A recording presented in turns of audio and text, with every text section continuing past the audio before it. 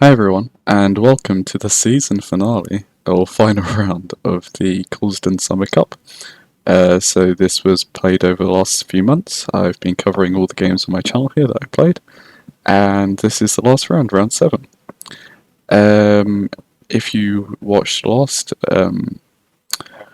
video episode, video on the series, you will know that it's actually quite close at the top, and because of how the games went, where a lot of top boards ended up drawing, we were now in a position of 5 people at the top. So even though I said last time, oh, this man who, this kid, he's a kid, I think, no, this kid who got a bye is probably out of it because all the other top boards effectively drew, myself included. We now have a 5-way fight for first. So we have 5 players all on 14 points. So that's going to be quite interesting. We'll come back to this at the end to see how we did. But before we can start thinking about how we did, we actually have to play the last game. So definitely, I mean, you always want to win, but this game I really wanted to win, so I deliberately chose a line that was quite tactical and gave a lot of ups and downs for both sides. And I knew coming into this my opponent would actually play c4, the English, and although I played loads of games, I've never actually sat down and thought of what I'm actually going to play against c4, just because I face it so little, despite being like the fourth most played opening move after e4, d4 and the rutty. I just don't see it that often. And this game, preparing for my opponent, sort of made me think, what do I actually want to play against the English? Luckily for me, my opponent pretty much always plays the same setup in the English, so I didn't have to prepare too many sidelines. And I was still in preparation in move 8, 9, 10, just because they, through their database of over, I think, 4,000, 5,000 games, they pretty much played the same setup every single game. And they had one slight deviation, but it was just a move order thing, so at some point they were either going to play d3 or g3, and then 2 moves later they play the other move, so they pretty much always play the same setup. And the setup is fine, there's nothing wrong with it. It's just that it meant it was easier for me to play because I knew what I was going to be facing. So I decided to go with e5. I could have gone with c5, and this is something that I'm more used to playing as from the white side. Because occasionally when playing the Reti you get forced to play the English. But this led to sort of positional advantages, and it wasn't as clear where the main advantages were coming from. Whereas if I'm going for this reverse Sicilian, which is basically what happens after e5, notice it's basically the Sicilian, but I'm now playing as white, but I'm a tempo down, which is the downside of it. There were a lot more tactical ideas. And the setup that I went for, although I'm a tempo down, doesn't affect it as much as you might think it would. So a lot of the ideas still do work. So she plays knight c3, she basically always plays this. I go for a closed Sicilian in reverse. My idea is then, after she goes for her natural fianchetto, is to play f4, f5. This isn't a super common move, but we're basically going for a Grand Prix in reverse, and this loss of tempo doesn't really affect black as much as you think it would. So she diverts her bishop as normal, I bring my knight into the game, she plays d3. So notice how she could have played d3 on move 3, but chose to do g3 first. This is pretty much the same thing. And the point is that she's going to expand on the queen side, control these light squares, whereas I'm going to hopefully go for some sort of kingside attack. So yeah, this is where the game went. I played bishop b4. This is a very common Grand Prix idea, so if you play this as white, you'll know that one of your bishops, I can't remember which one, but I think it's the light square bishop for white, is sort of weak, so you want to be trading that off. And similarly in this situation, it's normally the bishop that's there, so the light square bishop. My one in this case is the dark square bishop, and I want to trade it off for the knight, because the knight can be useful when f4 is pushed, a common idea, to then jump in here, and it's a bit annoying. And so I'm very happy to trade off my weakest minor piece. But I'm only going to do that provoked. So first she stops the pin, so I don't take. I castle to her like normally. She brings her knight to her opening normally. I play d6. The idea is that my bishop is now part of the game, my queen can now come over. I've sort of done all my setup moves and now I'm actually going to go for something concrete. She castles. Now, in master games, this is... it's a mistake, but it's not a mistake for me. And so top level players play the move that I played. And it's just what I happened to play over the game. I don't know if it was on purpose or not, but top level players, they all take on c3. Now, this is a mistake, quote unquote, even though it's great for black, almost reaching equality at this point. I should have started with queen e8. And the point of this is that after take, bishop takes, and queen e8, so effectively doing the same thing, she hasn't wasted a move, because back in this position, if I was to play queen e8 first, she was very likely to play a3, and in doing so she's wasted a move, because now I'm going to take, and we have the same position where she's played a3, and out of all the moves that she could play in this position, you're not going to be playing a3 voluntarily, and she's got more choices to play. There's some arrows in this game because I actually did record this game before, but I made a mistake, so I've got to re-record it. So there's a few arrows here and there. So in this position, she's up a tempo from what I was anticipating, and it's fine for black. It's just that now I have to calculate a bit more to make sure the move that she plays doesn't make a difference from the a3 move. She plays rook e1. So now the differences that I have to calculate is, instead of a pawn being here on a3, whether this rook on this file, which may open, might be a big advantage for white in future lines, or perhaps it's a downside because this f2 pawn is undefended or less defended. So I went with my idea, Grand Prix idea, just bringing the queen out. The main move that you need to play here and know is e3. But what I saw from her games, by the way, she's never played this rook e1 move before, but from her games, after playing a3, she pretty much always plays one of h3 or h4 against this queen h5 move, both of which are not great because of a nice thematic pawn break. So after h4, this starts becoming very good for black after f4, and effectively all of my pieces, as we can see, they're all facing towards the king side. Oh, that's not how knight moves. But they're all facing towards this king side, and they're easily going to be able to get in once this f-file opens. And it starts becoming very tricky for white to play, and white has to be calculating, defending, whilst at the same time in Sicilian style making sure that they play.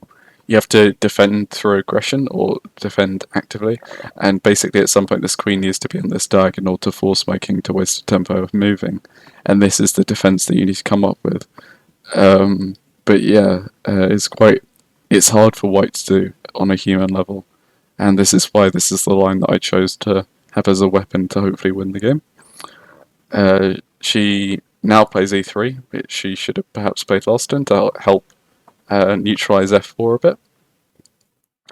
I, in this position, play the very thematic bishop g4. The computer preferred taking them playing bishop g4. There's not much difference. This move's also completely fine. And the idea is that now I've got this queen pinned, and it's going to be very hard for this knight to be defended, because notice that there's no pawn on the e file or the g file, and only pieces are going to be able to defend this knight. She takes first, which is fine. I take back, and now she plays king h2. Now this is going to start being a problem.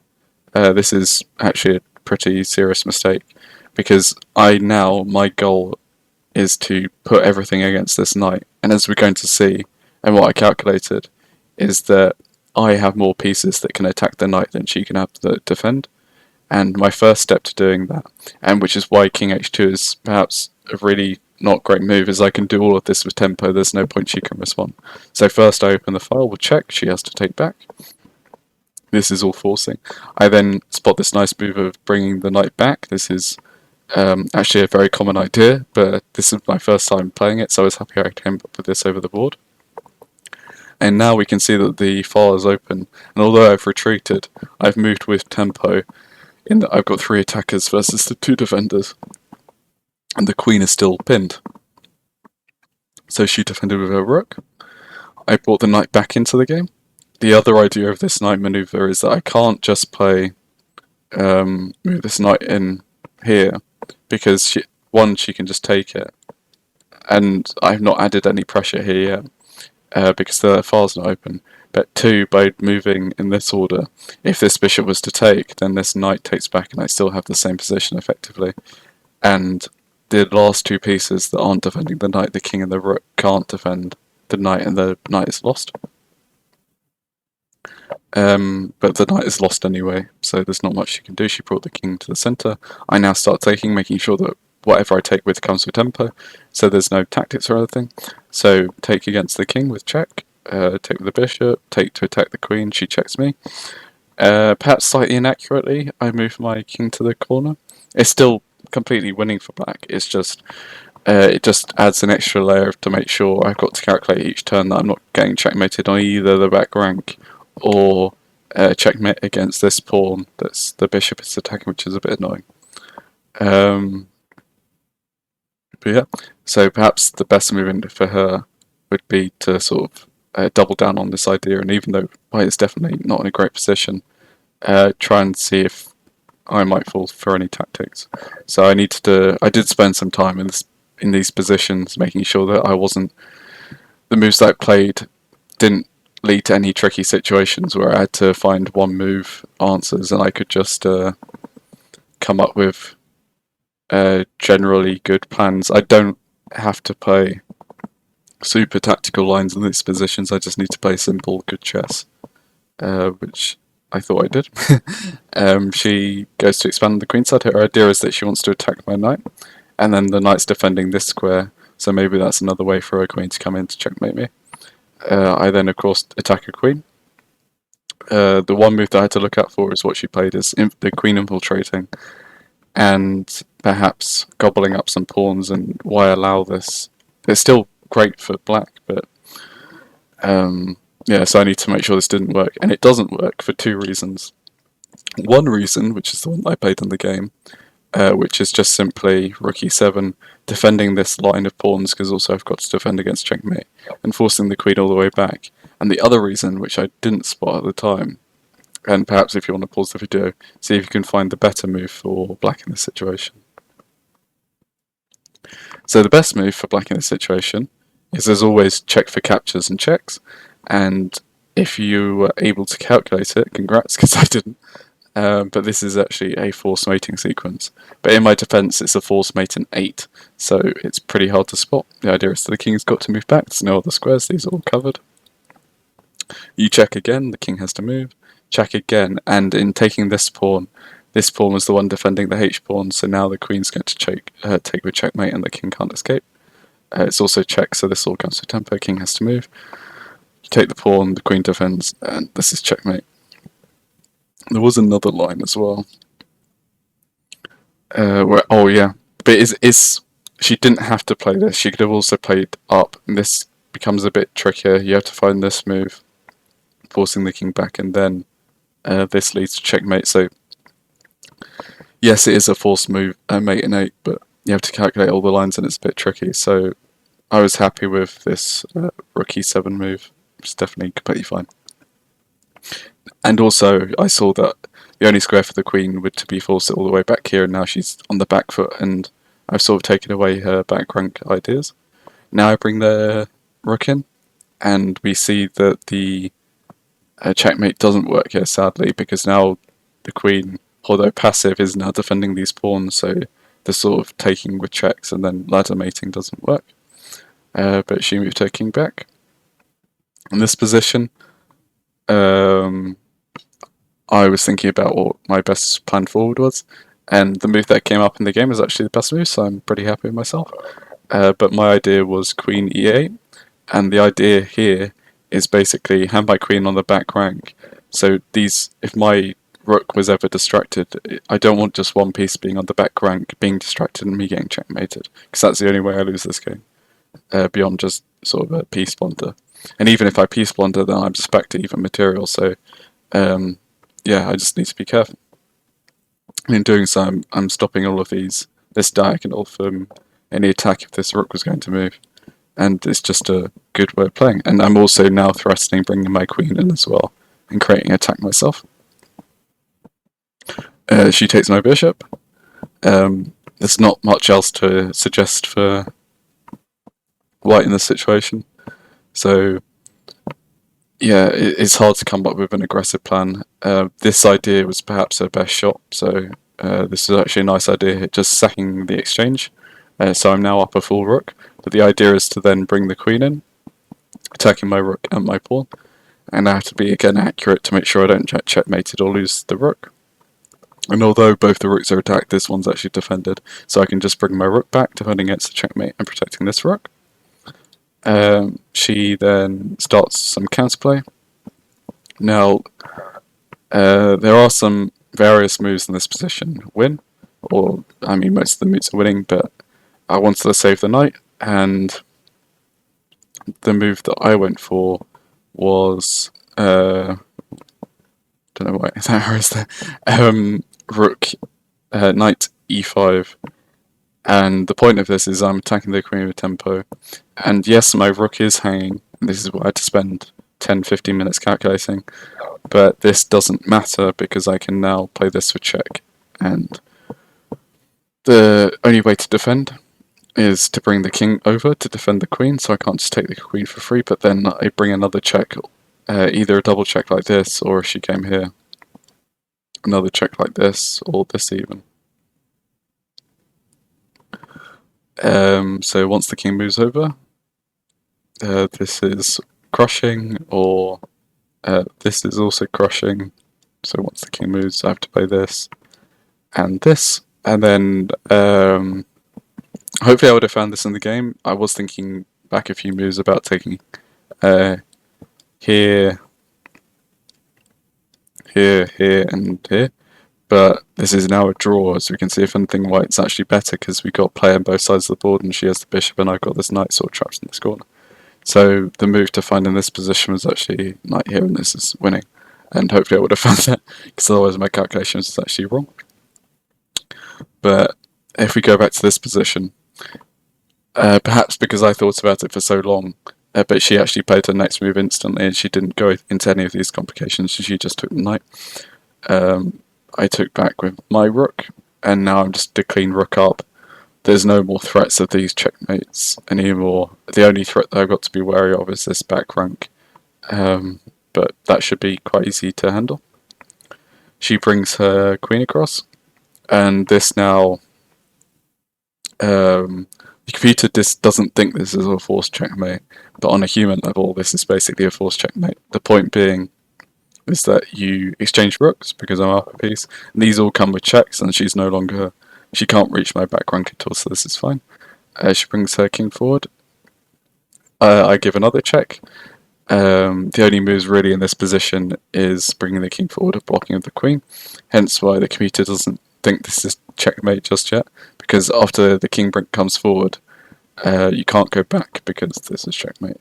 Oh no, it's not, but you're giving up the queen, and the computer, for some reason, I mean, it gives minus 76, but it's not giving checkmate, which is true, but from a human level, this game is basically over now, so it's pretty much the same thing.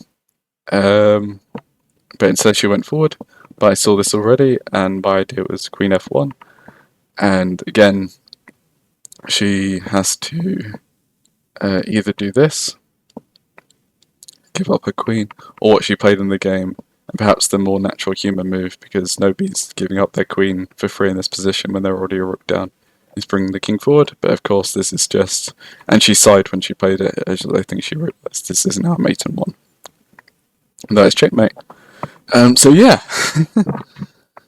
a nice win for me, and definitely happy with the lines that I chose. Sorry if I seem a bit off when recording this, because I've already had to record this already. But yeah, this was the game. It was exciting, and I got some good preparation in. I came up with a nice line that I might definitely be thinking about playing in the future against the English. The Grand Prix attack in reverse seems very pleasant. Obviously biased because I won. But yeah, and it seemed very easy for my opponent to make mistakes in defending on the king side. Yeah, and whilst the computer disagreed with a couple of my moves here or there, it was very hard to see why a human would make those moves without having some really good knowledge of the position. So I was pretty happy with this game. I came out to win and I won the game. Now to the exciting stuff. How does that affect the tournament? So, my game out of the top games was the first to finish. So, having won my game, I'm technically in first, but that obviously depends how other games go. Now, because of how tiebreak rules work, the organizer actually worked out that if Zoe was actually winning all the tiebreaks, so if she won her game, there's nothing anyone can do to catch her, and she would just win outright on tiebreaks, even though we got the same points. Her game actually finished a bit after mine, and she actually lost her game, which was surprising, against Dominic, the guy that I beat in a few rounds previously. Which means that she's actually out of contention to the first place. She'd probably still finish quite well with 15 points. That's still quite a high score. But it just means that now, because she was taken out of it, Rupert had a bye, so he wasn't playing, and you only get 1 point for your second bye, so he'll also be on 15 points. I won my game, so I'll be on 17, so these two definitely behind. And the other two people on 14 points were actually playing against each other. So, whoever it actually creates an interesting situation where I've got to think this through. So, if they draw, they get 2 points each, but that would only put them on 16, so I automatically win. So I actually want them to draw each other, which would be best case scenario. If one of them wins, they'll also join me on 17 points, and then it'll go down to tiebreakers, and I don't know who would win between me and whichever one won. Perhaps them, because I've had 2 buys, whereas they haven't, but I haven't lost any games, so it's hard to say. So yeah, so worst case scenario for me as it stands is that one of these two won that game, which meant that they then, my voice is going because I've not drunken any water, which means that they would then tie with me, and if they win tiebreakers, I then go to second. So second is the worst I can do, and if we scroll up a bit, second is still a nice prize pool of £65, so that'd be nice. But the other two scenarios, which is either they draw, or one of them wins but loses on tiebreaks to me, I come first, which would be nice for a tournament, first tournament in a while. Should be good. Now, I did have a look at that game before I left, and the position was very close to an endgame, and I thought about it for a bit, and in my thoughts I thought it was a draw, and I also checked with an engine because I was being a bit nosy. I put in the position into Lichess, and Lichess actually, Stockfish agreed with me. It was slightly better for white, but like 0.5 sort of opening advantage better. But it looked like it was very drawish. So that's good news for me, so it might actually lead to a draw. However, because my game finished before them, they might know that, and then deliberately one of them might go, well, I need to make sure I win this game to stand a chance of coming first. So they might play aggressively and sort of see if they can flip the game in their favour. So, yeah, it's hard to say if they will draw, but it definitely was a drawn position. So, yeah, unfortunately I don't have the result of that game yet because I left earlier, it was getting late, and they haven't posted it yet, otherwise this column would be full. But at some point, either in the comments of this video or at the start of a future video, I'll come back to this and tell you guys what's happened. Yeah, because it's quite exciting. And maybe I'll get 100 quid, which would be cool. But yeah, thanks for watching. I hope you enjoyed all the coverage of the Coulsden Summer Cup. Sadly, I'm busy at the moment with exams, and there's not much chess stuff going on at the moment because chess sort of takes a holiday in August, I think, for some reason. I'm not sure why chess needs holiday. It's quite a relaxed game, but yeah. So there won't be too many videos like this coming from me in the future, but I have thought about, and I did mention this in the last video, about doing some sort of educational videos, because as fun as it is to sort of share my story, I thought it'd be quite good to share some content about chess and improving, because that is ultimately the goal of this channel, is to use it as a way to sort of recap and analyze my own games and hopefully improve. And yeah, so a topic that I was thinking about doing was endgames, because there's been a few games of mine that definitely could have improved with knowledge of the endgames. But yeah, cool. Thanks for watching, and yeah, hopefully I come first. Bye.